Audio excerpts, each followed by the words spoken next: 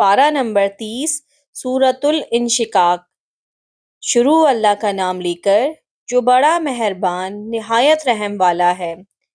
جب آسمان پھٹ جائے گا اور اپنے پروردگار کا فرمان سن لے گا اور یہی اس کے لائق بھی ہے، اور جب زمین ہموار کر دی جائے گی اور جو کچھ اس میں ہے وہ اسے نکال کر باہر ڈال دے گی اور بالکل خالی ہو جائے گی اور اپنے پروردگار کے ارشاد کی تعمیل کرے گی اور اس کو لازم بھی یہی ہے، تو قیامت قائم ہو جائے گی۔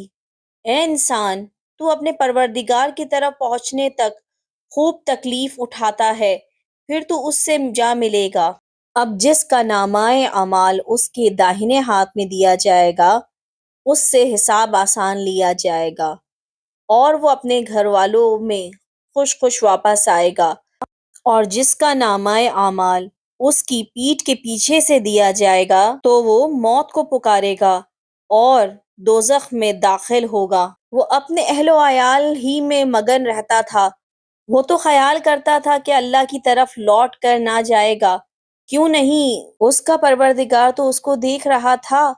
سو میں شام کی سرخی کی قسم کھاتا ہوں اور رات کی، اور جن چیزوں کو وہ اکٹھا کر لیتی ہے ان کی، اور چاند کی جب وہ پورا ہو جائے، کہ تم لوگ درجہ بدرجہ ضرور چڑھو گے۔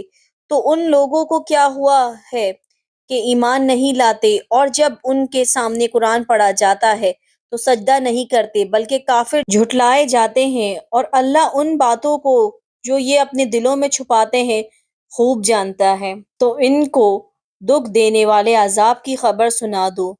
ہاں، جو لوگ ایمان لائے اور نیک عمل کرتے رہے ان کے لیے بے انتہا اجر ہے۔